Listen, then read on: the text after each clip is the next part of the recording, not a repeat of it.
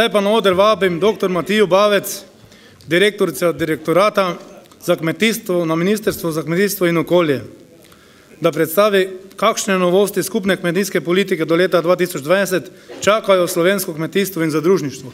Lep pozdrav še enkrat v mojem imenu.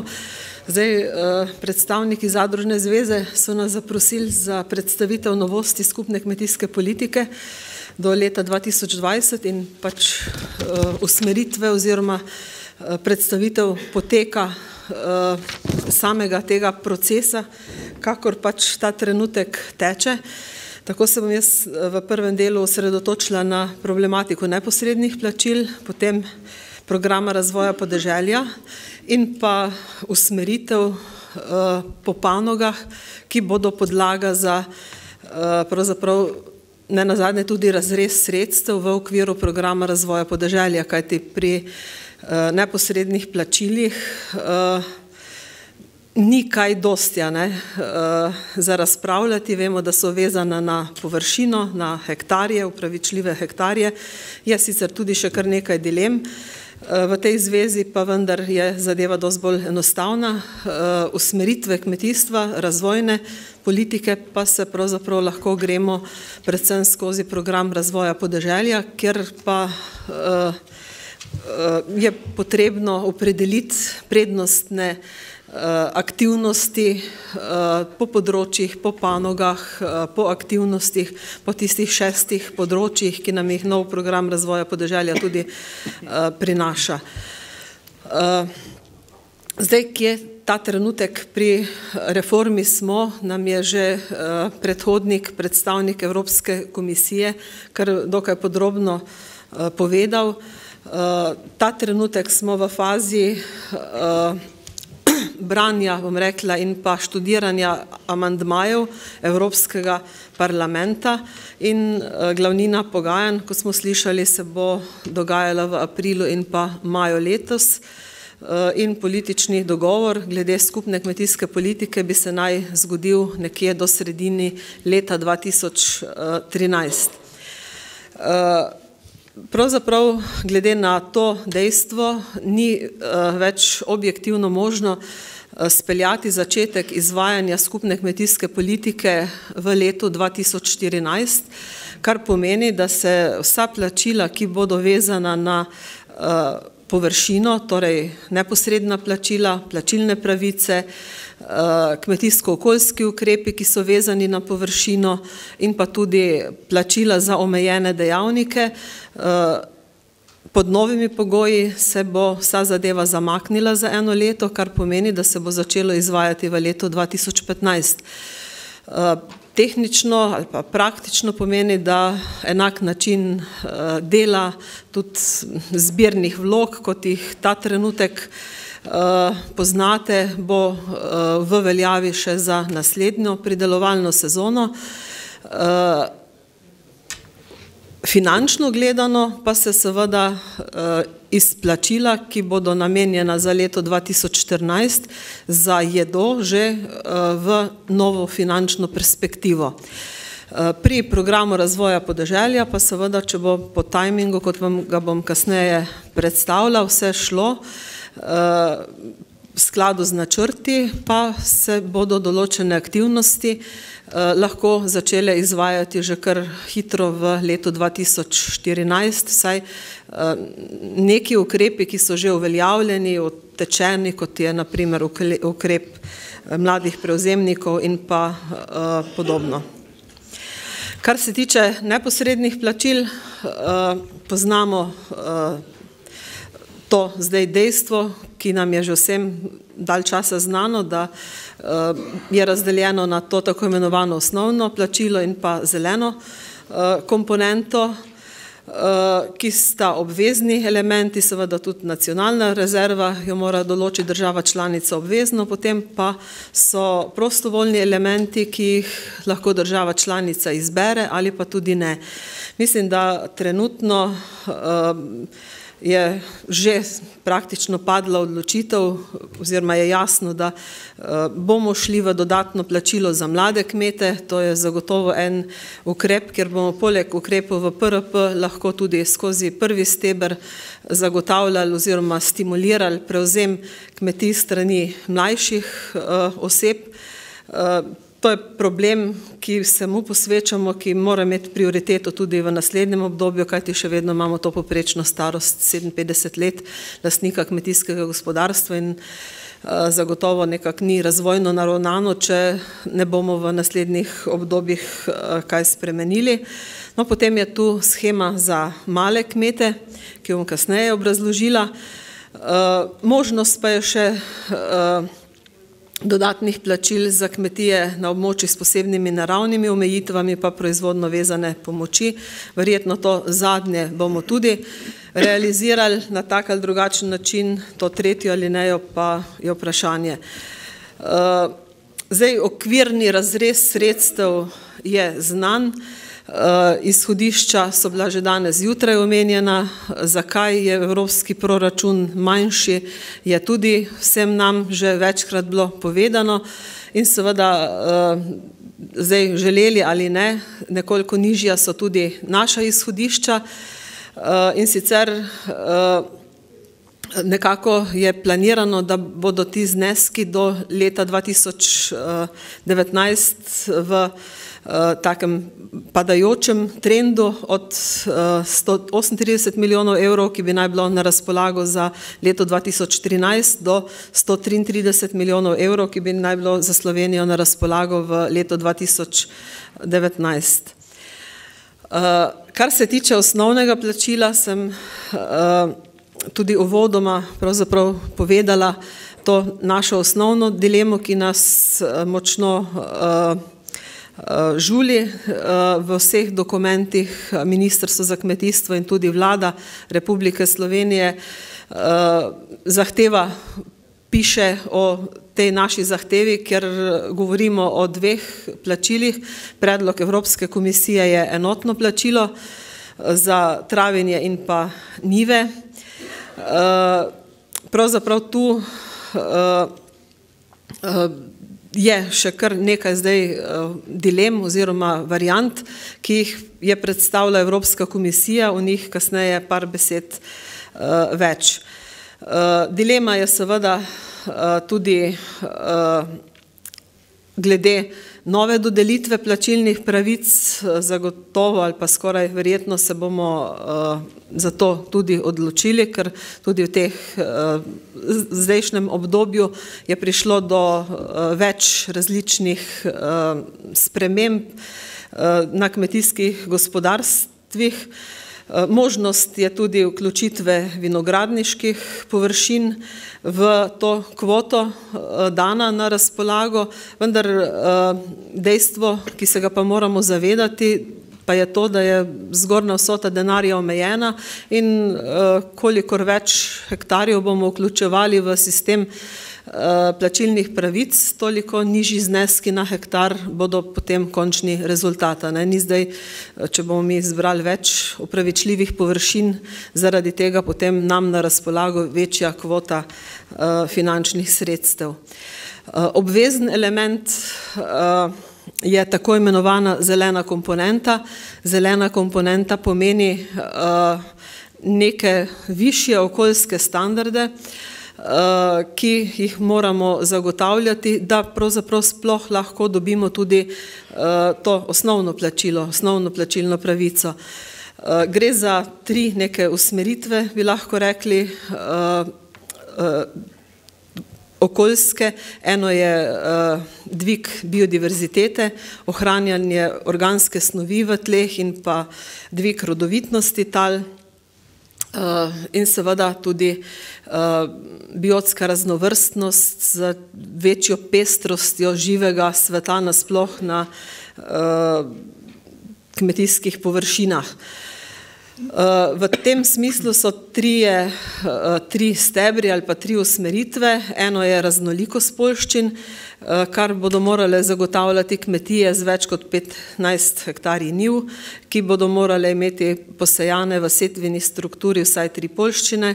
Glavna poljščina ne bo smela presegati 70%, 2 glavni poljščini, maksimum leteh je 95% in tretjo recimo vsaj na 5%. Nad 15 hektarjev njivskih površin ima v Sloveniji cirka 2000 kmetijskih gospodarstev, ki obdelujejo približno polovico, slabo polovico vseh njivskih površin. Glede na to, da je kolobar nekako tradicija že pri nas, in že do sedaj so v številnih kmetijsko-okoljskih ukrepih kmetije spoštovale osnovno načelo kolobarja. Jaz sem prepričana, da s tem delom ne bomo imeli večjih problemov. Drug ukrep je ohranjanje trajnega travinja. V tem ukrepu smo pravzaprav v Sloveniji izvzeti oziroma nimamo te težave, da bi ta ukrep morali izvajati, ker se pri nas delež trajnega travinja v zadnjih letih ni tako strmo zniževal, kot se je morda v kakšni drugi državi članici. In zaradi tega mi to ohranjanje trajnega travinja lahko alociramo na nivo cele države, ne pa na nivo kmetijskega gospodarstva, tako da tu ne pričakujemo kakšnih večjih težav. Površine z ekološkim pomenom so pa tista druga kritična točka, poleg izenačitve plačilnih pravic, ki nas kar nekako na nek način gledano z vidika večjih kmetijskih gospodarstev morda pač predstavlja kak problem. Gre sicer za to, da bi naj kmetije z več kot 15 hektarji kmetijskih obdelovalnih površin, kar pomeni tudi druga, ne samo njivske površine, ampak druga kmetijska zemljišča v uporabi, bi morala zagotavljati vsaj 7% teh površin z ekološkim pomenom, kar pomeni neke površine z določenimi krajinskimi elementi, obvodnimi pasovi, morda tudi kakšne pogozdene površine, morda tisto, kar ste nekoč iz Gerkovin izrisovali, boste lahko spet nazaj vključili in podobno, kar bo zagotovo pri marsikateremu povzročilo kako nelagodje, ampak žal je po naših evidencah ali pa projekcijah cirka 8000 kmetijskih gospodarstev, ki ima teh več kot 15 hektarjev kmetijskih zemljišč v uporabi. Evropska komisija pa predvideva tudi nekaj izjem od teh pravil zadoščanja teh 3 elementov, in sicer kmetije, ki imajo več kot 75% travinja, so iz tega ukrepa recimo izvzete. Izvzete so tudi vse ekološke kmetije. Za ekološke kmetije se smatra, da že z neuporabo lahkotopnih mineralnih gnojil pa sintetičnih sredstev za varstvo rastlin dajo tak pozitiven okoljski doprinos k vsem tem elementom ohranjanja rodovitnosti tal, biodiverzitete in podobno, da ni potrebno, da so vključene v ta sistem. Predvideva se razširitev te izjeme tudi na tiste kmetije, kmetijska gospodarstva, ki bodo skozi različne okoljske sheme, kmetijsko-okoljske ukrepe izvajale take ukrepe, ki bodo ciljno naravnani, da bo njihova kmetijska praksa dosegala te 3 osnovne cilje, ki jih ta zelena komponenta predvideva. Kar pomeni, da seveda nam bo tak nabor takih kmetijsko-okoljskih ukrepov morala priznati oziroma potrditi tudi Evropska komisija. Jaz upam, da morda z neko prilagoditvijo današnje integrirane pridelave bomo lahko tudi kak korak v tej smeri recimo naredili še za kakšne druge kmetije, da bodo lahko izvzete iz teh pravil. bo verjetno alternativa, ali to ali ono, kakorkoli bo kateri kmetiji to ustrezalo. Tu iz raznih seminarjev, ko Evropska komisija predstavlja te ukrepe, sta tudi ta 2-3 posnetki, kaj je zdaj zamišljeno, ohranitev nekih biotopov, ki so se nekoč marsikje, v marsikateri dolini tudi pri nas izsekali, recimo, bi spet nazaj prišla v poštev tudi kot upravičljiva površina, kar pomeni, da tudi za take površine, kot jih zdaj na teh posnetkih gledate, boste lahko uveljavljali plačilno pravico. Druga opcija je recimo na nekih rahlo nagnjenih terenih, kamor se steka voda, ker je pač ena taka travnata ozelenitev, ker ne poteka kmetijska pridelava. Zdaj, dodatno plačilo za mlade kmete, ki bo zagotovo tudi pri nas aktualno, je pravzaprav en tak čist enostaven ukrep, ki doda 25% k plačilni pravici za vse tiste kmete, ki so prevzeli kmetije v zadnjih 5 letih pred letom 2015 in ki ob vložitvi tega prvega zahtevka niso starejši kot 40 let. Taka mlada kmetija, ta 25% višji znesek plačilnih pravic lahko koristi 5 let, največ 5 let, potem pa mu ta pravica usahne, tako da zadnji 2 leti v tej novi skupni kmetijski politiki tega več ne bo možno uveljavljati. Proizvodno vezana plačila so za državo članico prostovoljna, lahko se odločimo, lahko tudi ne. Zdaj, pri proizvodno vezanih plačilih smo omejeni sektorji, ki jih lahko podpremo. Zavedati pa se je potrebno dejstva, da proizvodno vezano plačilo je na nek način tudi omejeno z obsegom kmetijske pridelave. Če bi recimo želeli dati proizvodno vezano plačilo zelenjavi, to pomeni, da zamrznemo nekako pridelavo zelenjave na nekih obstoječih hektarjih. Ne moramo oziroma ne smemo glede na ta evropska pravila podvojiti ali pa potrojiti s to pomočjo proizvodno vezanih plačil te naše pridelave. Kar pomeni, da proizvodno vezano plačilo nekako ni spodbuda za večjo pridelavo, za več nekih pridelkov na evropskem trgu, ampak morda bolj za neko pomoč kakemu sektorju v krizi. Žal, recimo tu ni prašičev, če je recimo ta sektor v krizi pri nas in seveda je, brez dvoma, ta panoga ne more dobiti proizvodno vezanega plačila po pač evropskih pravilih. Shema za male kmete je naslednja zadeva, ki nam jo Evropska komisija ponuja, in sicer gre za to, da bi nekoliko poenostavili vse te administrativne postopke, je nekako osnovna ideja. Do 10% nacionalne ovojnice lahko v ta namen porabimo. Vključiti se bo dalo samo prvo leto v ta nov sistem, kmetija pa bo lahko potem izstopila, če bo ugotovila, da ji to ne ustreza, da želi imeti tisto običajno shemo, tako kot vse ostale kmetije. Zakaj bi to morda bilo ugodno za majhno kmetijo? Zaradi tega, ker bi samo enkrat naredila prijavo zbirne vloge za vseh 7 let, je osnovna ideja, in vse te kmetije ne bi sicer morale spoštovati dobro kmetijsko prakso in tudi navzkrižno skladnost, vendar jih Agencija za kmetijske trge, kar se tiče navzkrižne skladnosti, ne bi posebej kontrolirala, kar pomeni, da tudi tisti odbitni odstotki potem odpadejo. V Sloveniji imamo namreč od teh slabih 60 tisoč kmetij, ki vlagajo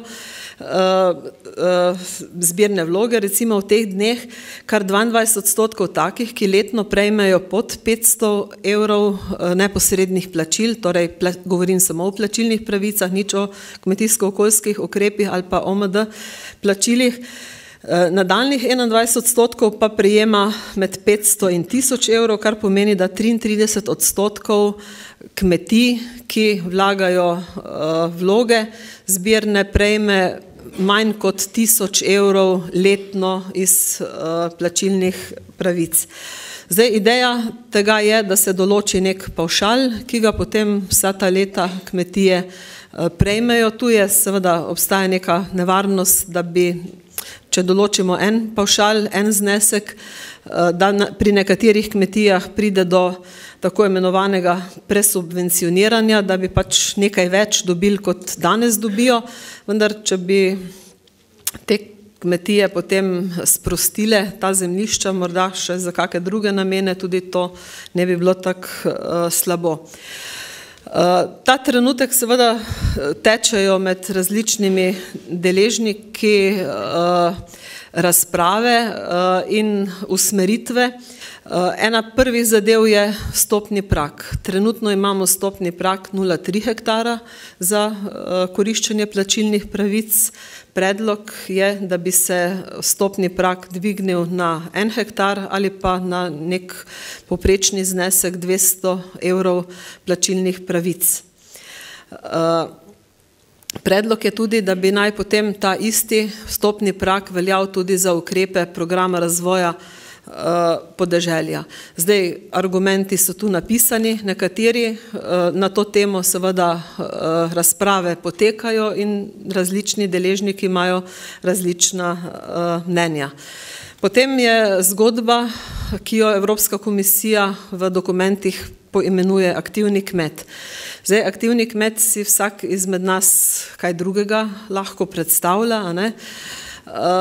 Tu sta dve varianti. Ena je, da se naredi negativna lista nekih subjektov in jih opredeli, ki niso aktivni kmetje, naprimer letališče, ki ima kmetijske površine, ker pridobiva glavnino dohodka iz letališke dejavnosti, ne iz kmetijske, ni aktivni kmet. Ne? Ampak to ne pomeni, da pa neki najemniki, ki bodo imeli gerke na letališčih, tega kmetje sicer tistih površin ne bi smeli obdelovati oziroma jih tudi imeti v sistemu, če seveda se letališče s tem strinja. Lovske družine, mislim pa še par nekih subjektov je, ki so napisani na tisti potencialni negativni listi. Drug pristop, ki je možen, pa je, da določimo z nekim finančnim pragom, recimo, neko mejno vrednost za aktivnega kmeta, kar bi tudi pravzaprav bilo sprejemljivo.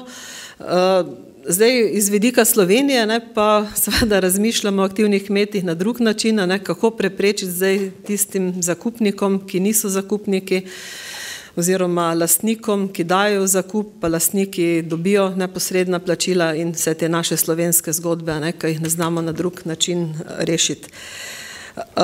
Kar se tiče plačilnih pravic, kot rečeno, najverjetneje nova razdelitev v letu 2015. Najbolj to zapleteno vprašanje pa je te tako imenovane notranje konvergence, za katero stoji Evropska komisija, od nje tudi nekako ne želi odstopiti. To je eden od temeljev, ki so si jih zadali, da poenotijo plačilne pravice. Kot sem že omenila uvodoma, Slovenija še vedno predlaga, piše, zahteva, govori da se pač ne strinjamo s tem dejstvom. Seveda pa natančno proučujejo naši sodelavci, ki hodijo na pač različna srečanja na to temo na Evropsko komisijo in se pač seznanjajo tudi z drugimi alternativnimi rešitvami. Zdaj, ta trenutek nekako kaže, da bi morda nam bil še kar dokaj sprejemljiv predlog, ki ga je predstavila ne tako dolgo nazaj sosednja Avstrija, ki predlaga tako imenovan redukcijski koeficient za ekstenzivno travinje. Avstrija ima tako kot Slovenija velik del travnikov, pašnikov, zelo veliko tudi planinskih pašnikov in pa pašnikov oziroma travnikov na velikih nadmorskih višinah z nižjo proizvodnostjo in oni so nekako 5-6 tipov travnatega sveta opredelili, ki bi pač imelo nižjo višino neposrednega plačila, kot pa recimo travnat svet v ravninskem delu.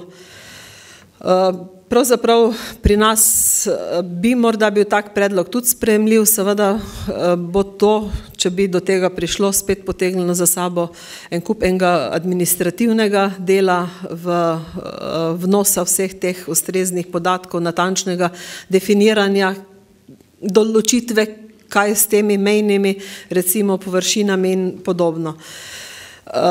Malce kasneje je prišel irski predlog, katerega ideja gre v tej smeri, da bi te dve različni višini nekako postopoma preko pač teh let do 2019 se združilo v eno plačilo, kjer bi sicer lahko še bila neka odstopanja, kar pomeni pravzaprav tudi kar dokaj zahtevno administrativno delo.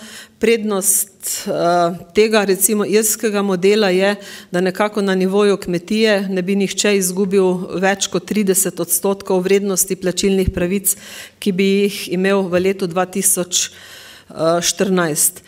No, potem so še variante, da bi ločili po regijah na nižinski del in pa hribovski del in določili različne višine, pa opcija, da bi bile različne plačilne pravice v različnih regijah, ker bi lahko med Sloveniji 12 statističnih regij ali pa recimo 3, če bi gledali zahodno, vzhodno in osrednjo Slovenijo.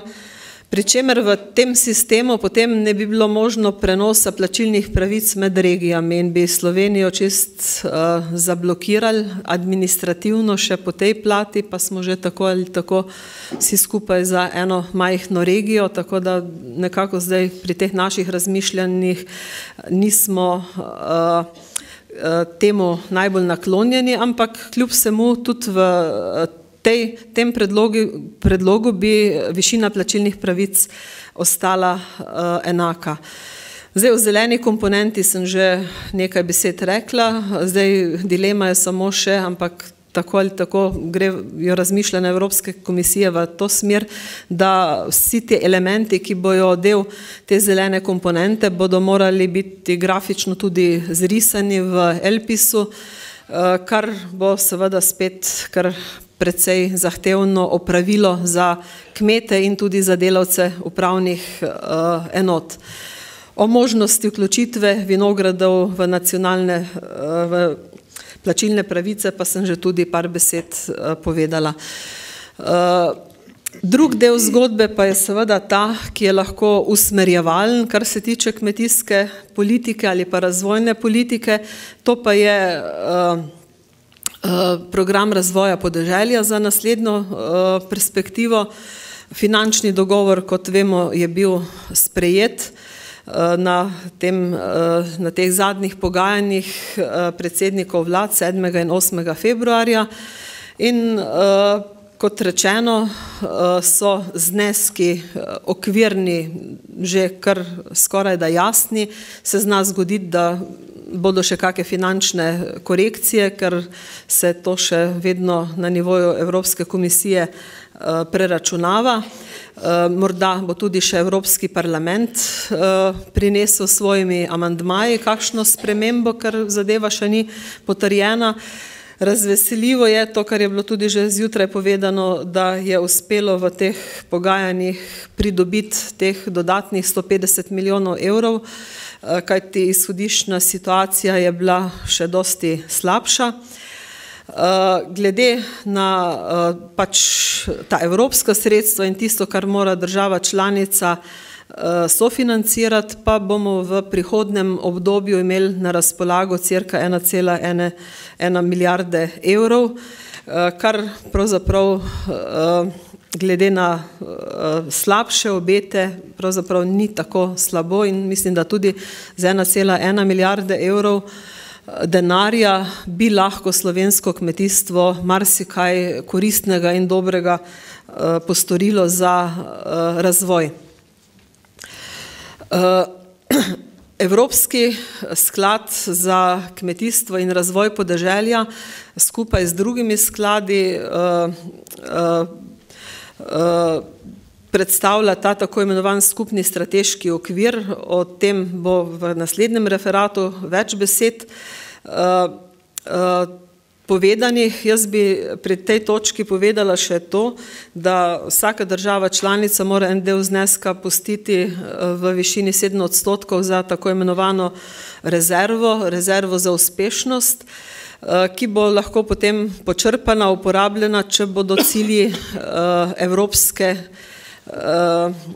Evrope do leta 2020 tudi z našimi ukrepi upoštevani. To pomeni, da celotnega zneska ne bomo dobili kar tako in pa za karkoli, brez da bi cilje, ki si jih bomo zdaj zapisali, potem tudi udejanili, uresničili. Pravzaprav se bo zgodilo, predvidevam, nekaj takega, kar smo tudi mi v letošnjem oziroma v lanskem letu naredili pri LEADER ukrepih, in sicer tudi tam je bila ena rezerva sredstev, ki je bila potem razdeljena 10 najuspešnejšim lokalnim akcijskim skupinam, tistim, ki so največ projektov spravili in pa realizirali. In 10 od 33 skupno v Sloveniji teh lokalnih akcijskih skupin je bilo za dobro delo še dodatno nagrajenih in predvidevam, da bo verjetno Evropska komisija nagradila tudi tiste države članice ali pa cilje, ki bodo doseženi. O tej ciljni naravnanosti sem par besed spregovorila. Nekako ideja je, kako z manj denarja narediti več, rešiti se teh zgodovinskih alokacij denarja, poiskati neke nove, inovativne rešitve.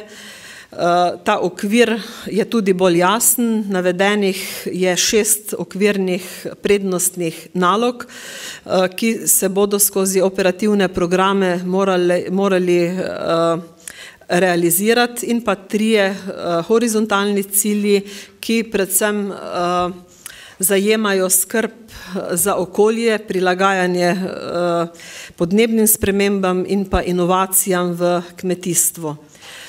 Kateri so ti osnovni ukrepi oziroma področja delovanja novega programa razvoja podeželja? Predvsem prenos znanja in informiranje, svetovanje, konkurenčnost, okolje, vključno z območji z omejitvami, sodelovanje, razvoj podeželja.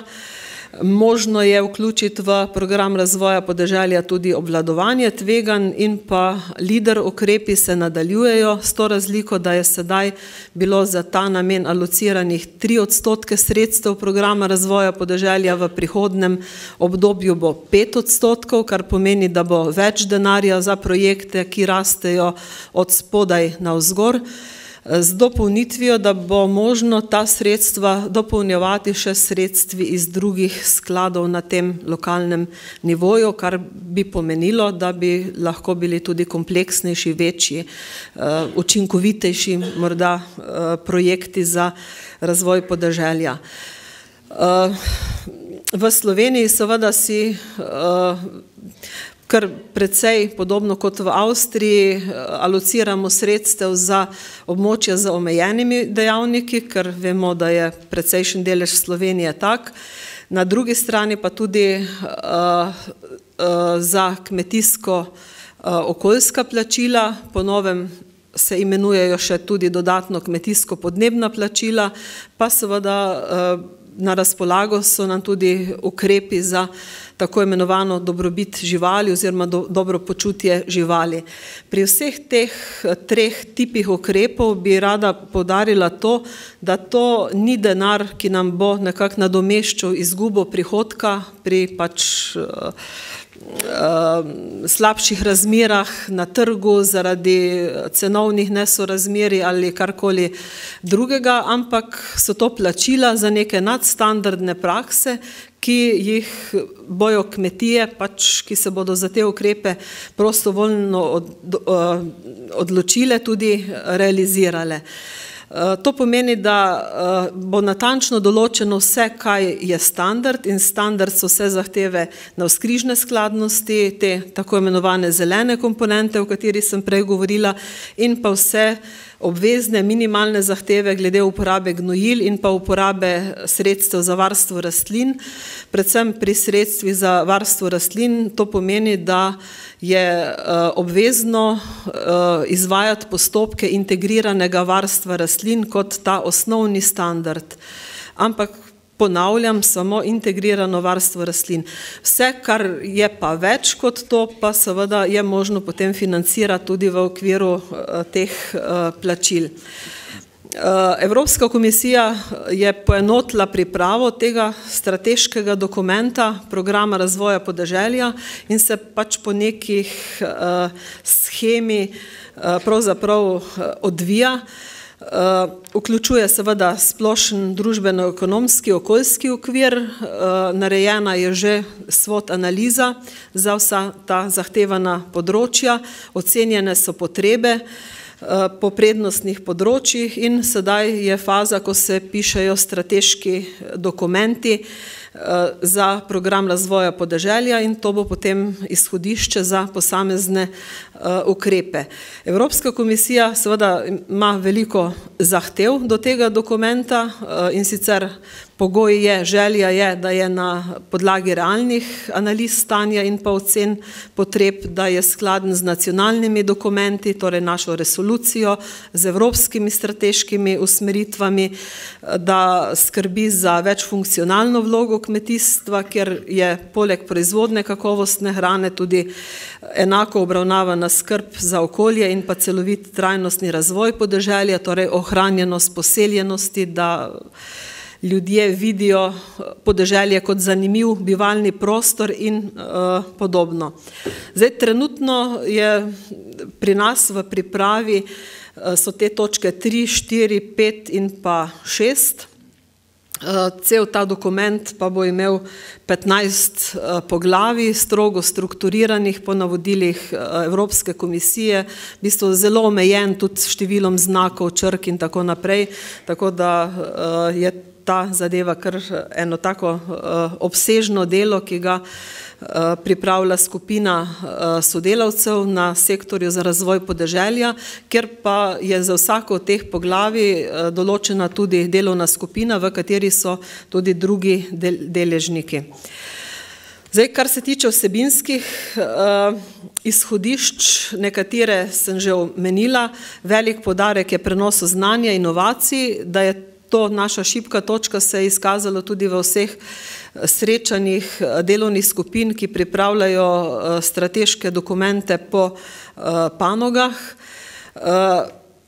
Povsod se je tudi izkazalo, da je potrebno prestrukturiranje kmetijstva in pa zapiranje tehnoloških vrzeli, ki jih imamo v številnih kmetijskih panogah, da imamo probleme pri povezovanju, kar je bilo tudi danes kot vprašanje izpostavljeno, da imamo priložnosti pri proizvodih višje kakovosti, da bomo morali več narediti pri trajnostni rabi naravnih virov in skrbi za zmanjševanje izpustov toplogrednih plinov in, kot rečeno, za zagotovitvijo, da bo podeželski prostor, da bodo podeželski kraji atraktivni tudi še za kakšne druge dejavnosti, za razvoj podjetništva, za dopolnilne dejavnosti in pa podobno.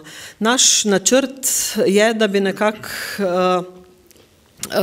pripravili osnutek programa razvoja podeželja do nekje konec maja, junija, potem skozi javno razpravo zadevo dokument dopolnjevali in ob sporedni okoljski presoji in pa ex ante evaluaciji prišli do javne razgrnitve jeseni in konec leta ta dokument predali Evropski komisiji kot predlog Slovenije v potrditev. Pogajanja pa po posameznih elementih bodo stekla v začetku leta 2014. Mislim, da kar se tiče vključevanja socialnih partnerjev, zadeva poteka solidno, ali pa bom rekla tudi primerljivo, tako kot v kakih drugih državah članicah Evropske unije. Mislim, da večina vas ta dogajanja spremlja. Imeli smo od prve predstavitve konec leta 2011 v Mariboru teh idej, več javnih tudi predstavitev od Radgonskega sejma, podeželskega parlamenta in potem srečanja s komisarjem Čolosom jeseni v Krškem. Ob vsem tem, ob teh večjih javnih predstavitvah, kot je nenazadnje tudi ta danes tukaj in še na marsikateri drugi prireditvi, pa poteka intenzivno delo, v katerih po skupinah, kjer so vključeni predstavniki zbornice, zadružne zveze, društev podeželske mladine, zveze kmetic, sindikata in še ostala civilna družba, nevladne organizacije, ki spremljajo ves ta tok pripravljanja dokumentov. Zdaj, ideja priprave programa razvoja podeželja je predvsem odmakniti se od teh nekih ustaljenih ali pa zgodovinskih zadev. Ja, tiste, ki dobro funkcionirajo in so dobro tekle, jih verjetno ima smisel nadaljevati. Tiste, s katerimi smo imeli probleme ali pa smo zdaj morda na tapeti tudi različnih revizorjev, da so se izkazale določene pomanjkljivosti pri izvedbi, pa je verjetno bolj smiselno zamenjati s kakimi drugimi ukrepi. Pomembno je, da so vsi ti ukrepi, ki jih bomo izvajali, tudi tako merljivi na eni strani, na drugi strani pa, da jih je tudi možno preverjati po določenih kazalnikih, ali se resnično pravilno izvajajo ali ne. Poudarek bo dan prenosu znanja, sodelovanju, razvoju novih inovativnih proizvodov, kratkim verigam. Vprašanje je sicer, ali smo res pripravljeni za povezovanje, za kakšne načine povezovanja smo pripravljeni v kmetijstvu v Sloveniji. Možno je podpreti tudi nadgradnjo svetovalnega sistema v smeri spodbujanja večjega dostopa do specializiranih svetovalnih storitev v povezavi s tistim že prej omenjenim potrebo po tehnoloških izboljšavah v številnih kmetijskih panogah. Odločiti se moramo, kdo je zdaj ciljna skupina tistih, katerim bojo večina teh ukrepov namenjena, kdo so nosilci razvoja v kmetijstvu. Bo možna tudi še dodatna pavšalna podpora malim kmetom in se tudi moramo v okviru PRP-ja odločiti ali ja ali ne. V tem primeru tistim kmetom, ki bodo ta kmetijska zemljišča dali na razpolago v obdelavo drugim kmetijam. Na drugi strani pa seveda so male kmetije predvsem za tako zadružno organizirano, za neke specialne proizvode, zelenjavo, jagodičevje, drevesničarstvo in podobno, lahko tudi izziv ali pa priložnost, ki pa jih morda tudi ne bi smeli povsem izključiti iz ukrepov programa razvoja podeželja. Zdaj pri teh razmišljanjih, kam, po kateri poti, so možni razni scenariji oziroma različne odločitve. Ali naj podpiramo predvsem tiste panoge, ker je nizka samooskrba ali pa popolnoma Ne samo skrbni smo pri belih oljih, ogrščično, sončnično olje, vse, kar pojemo v Sloveniji, uvozimo, potem pri sladkorju, kjer vemo, da bi naj po predlogu Evropske komisije kvote sicer bile ukinjene za letom 2015, je pa velik pritisk velikih proizvajalk sladkorja v Evropi, da bi se te kvote podaljšale do leta 2020. Sedaj je ravno prišel kompromisni oziroma predlog amandmaja Evropskega parlamenta, da bi morda pa podaljšali kvote do leta 2018, pa morda tistim državam članicam, ki so nekoč kvote že imele, omogočile pridobitev kvot. Je spet ena nova opcija v diskusiji.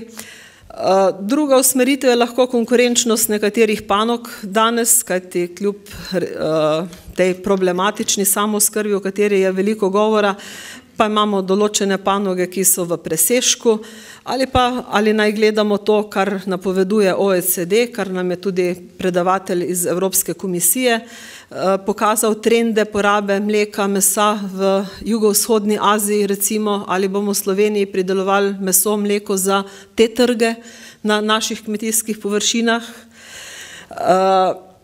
Ali naj izhajamo iz naravne danosti, ker imamo 2/3 travinja, samo preživekovalci lahko koristno uporabijo ta travnat svet in preprečijo zaraščanje, ali naj preživekovalce lociramo tam, ker so zanje najboljše danosti, ali naj bo usmeritev trajnostni kriterij pri razvoju kmetijstva, večja podpora ekološkemu kmetijstvu, lokalni trajnostni oskrbi in kratkim preskrbnim verigam. Na vsa ta vprašanja pravzaprav iščemo odgovore v okviru teh tako imenovanih panožnih strategij.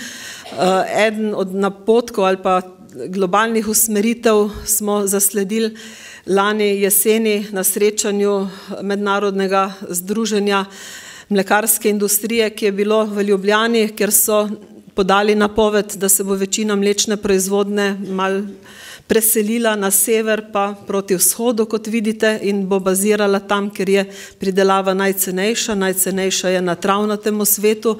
Na tem delu, kjer smo mi, pa druge projekcije kažejo, da se bomo soočali še dalje več sušnimi obdobji in problemi zaradi spremenjenih podnebnih razmer in pač bomo morali iskati neke nove alternative v tistih rastlinah in pa načinih pridelave, ki pač bodo konkurenčne ob takih spremenjenih pogojih.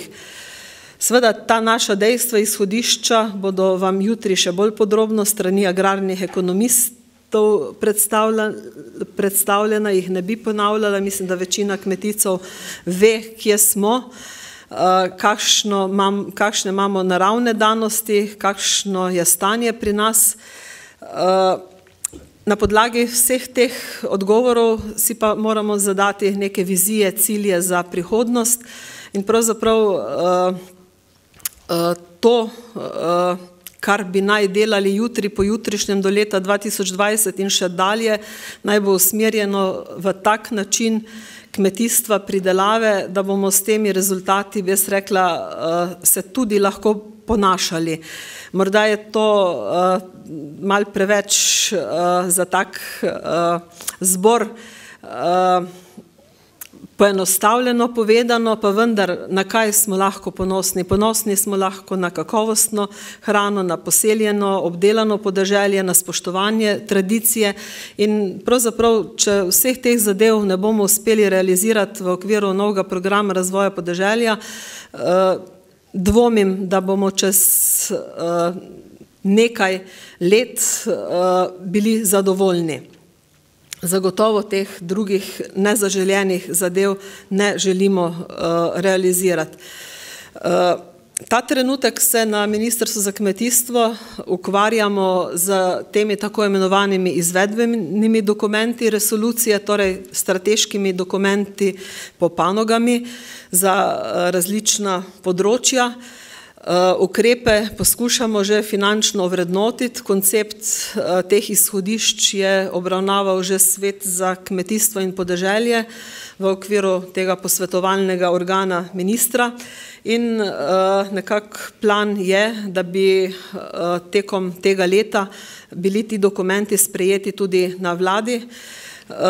Na eni strani in seveda te cifre bodo potem tudi podlaga za nov program razvoja podeželja, kjer so osnovni cilji seveda zagotavljanje večje stopnje prehranske varnosti, več samooskrbe, krepitev lokalne ponudbe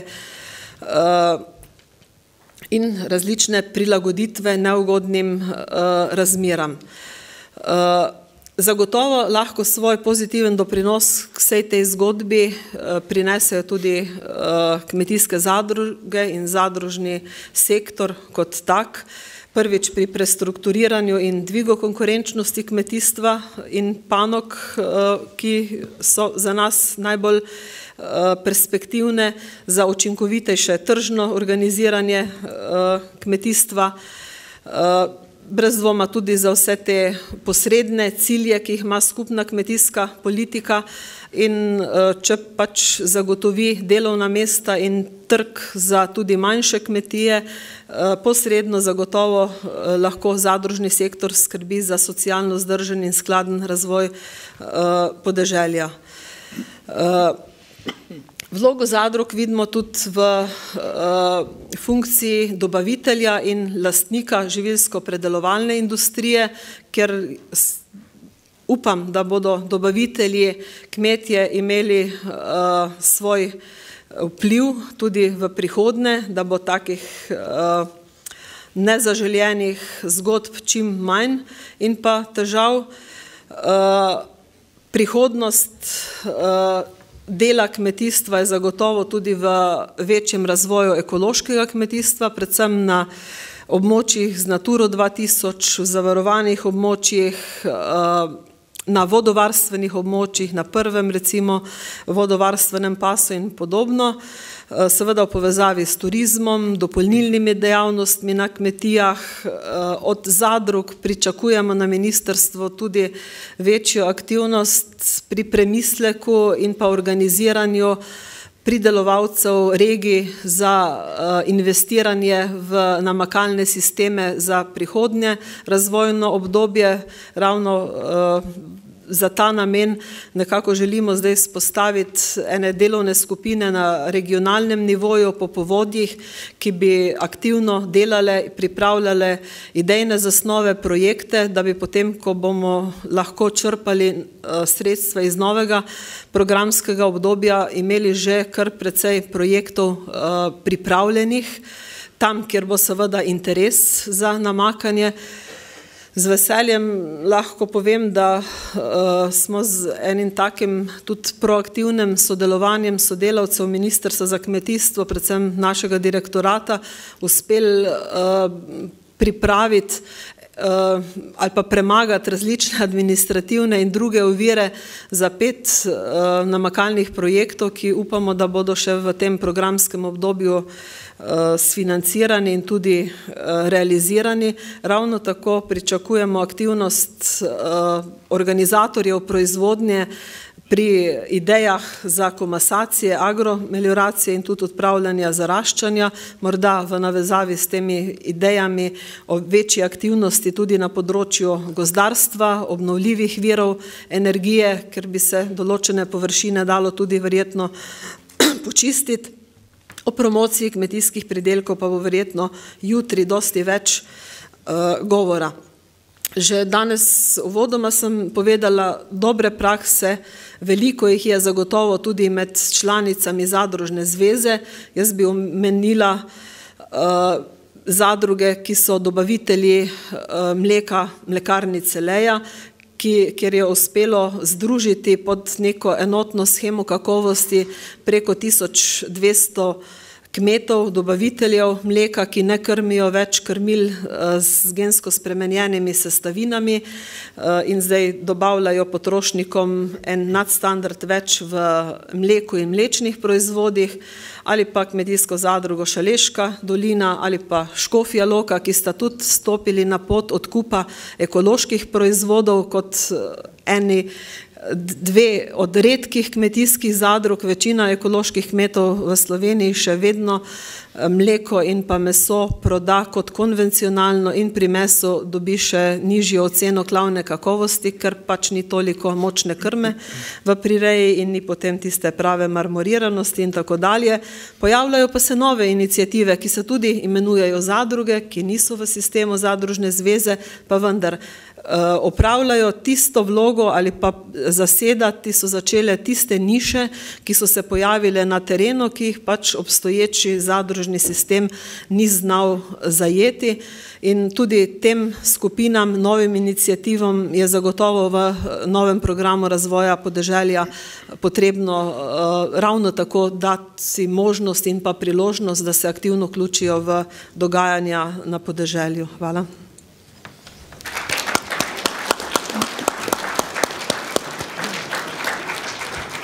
Zahvaljujem se gospe Martini Bavec za njeno predstavitev o spremembah in dopolnitvah skupne kmetijske politike do leta 2020.